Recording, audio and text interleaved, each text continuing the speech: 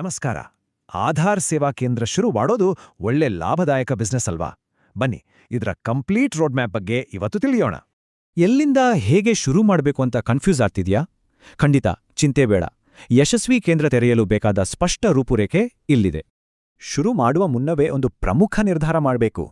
ಅದುವೇ ಇಸಿಎಂಪಿ ಅಥವಾ ಯುಸಿಎಲ್. ಇವೆರಡರಲ್ಲಿ ಯಾವುದು ಬೆಸ್ಟ್ ಎನ್ನೋ ಆಯ್ಕೆ. ಇಸಿಎಂಪಿ ಅಂದ್ರೆ ಹೊಸ ಆಧಾರ್ ಕಾರ್ಡ್ ಮಾಡಬಹುದು. ಜೊತೆಗೆ ಹೆಸರು, ವಿಳಾಸದಂತಹ ಎಲ್ಲಾ ತಿದ್ದುಪಡಿಗಳನ್ನು ಮಾಡಿ ಒಳ್ಳೆ ಆದಾಯ ಗಳಿಸಬಹುದು. ಆದರೆ ಯುಸಿಎಲ್ ಕೇವಲ ಅಪ್ಡೇಟ್ ಕ್ಲೈಂಟ್ ಲೈಟ್ ಅಷ್ಟೇ. ಇದು ಬರೀ ಮೊಬೈಲ್ ನಂಬರ್, ವಿಳಾಸ ಹಾಗೂ ದಾಖಲೆಗಳ ಅಪ್ಡೇಟ್ಗೆ ಮಾತ್ರ ಸೀಮಿತ.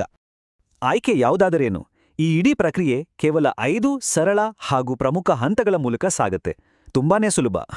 ಮೊದಲನೇ ಹಾಗೂ ಅತ್ಯಂತ ಕಡ್ಡಾಯ ಹಂತ ಅಂದ್ರೆ ಸೂಪರ್ವೈಸರ್ ಸರ್ಟಿಫಿಕೇಟ್ ಪಡೆಯುವುದು. ಹೌದು, ಇದುವೇ ಇಡೀ ಕೇಂದ್ರದ ಅಡಿಪಾಯ.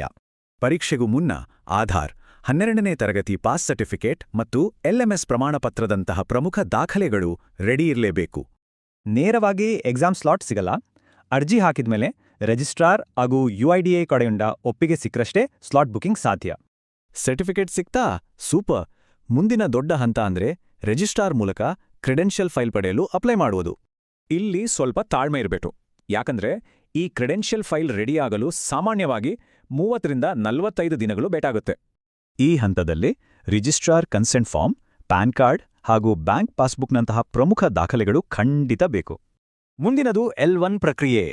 ನಮ್ಮ ಲ್ಯಾಪ್ಟಾಪ್ ಅಥವಾ ಕಂಪ್ಯೂಟರ್ ಅನ್ನು ಅಧಿಕೃತವಾಗಿ UIDAI ಸಿಸ್ಟಮ್ ಜೊತೆ ರಿಜಿಸ್ಟರ್ ಮಾಡುವ ಟೆಕ್ನಿಕಲ್ ಸ್ಟೆಪ್ ಇದು. L1 ಆದ ತಕ್ಷಣ L2 ಪ್ರಕ್ರಿಯೆ ಶುರುವಾಗುತ್ತೆ. ಇದು ಆಪರೇಟರ್ ಕ್ರೆಡೆನ್ಷಿಯಲ್ ಆಕ್ಟಿವೇಟ್ ಮಾಡ್ತದೆ. ಇದಕ್ಕೆ ಸುಮಾರು 1 ತಿಂಗಳಾಗಬಹುದು. L2 ಮುಗಿದ ತಕ್ಷಣ ಇಸಿಎಂಪಿ ಆಪರೇಟರ್ಗಳಿಗೆ ಕೆಲಸ ಶುರು ಮಾಡಿ ಆದಾಯ ಗಳಿಸಲು ಗ್ರೀನ್ ಸಿಗ್ನಲ್ ಸಿಕ್ಕೇ ಬಿಡುತ್ತೆ.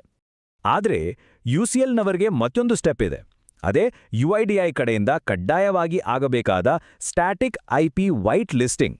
USCL ಕೇಂದ್ರಗಳಿಗೆ ಬೇಕಾದ ಈ ಕೊನೆಯ ಹೆಚ್ಚುವರಿ ಪರಿಶೀಲನೆ ಮುಗಿಯಲು ಮತ್ತೆ 10ರಿಂದ 15 ದಿನ ಬೇಕಾಗುತ್ತೆ ಅನ್ನೋದು ನೆನಪಿರಲಿ. ಈಗ ಹೇಳಿ, ಭವಿಷ್ಯದ ಯಶಸ್ವಿ ಸೇವಾ ಕೇಂದ್ರಕ್ಕೆ ಅಡಿಪಾಯವಾದ ಸೂಪರ್ವೈಸರ್ ಸರ್ಟಿಫಿಕೇಟ್ ಪಡೆಯಲು ಬೇಕಾದ ಮೊದಲ ಹೆಜ್ಜೆಯ ಸಿದ್ಧತೆ ಶುರುವಾಯ್ತಾ?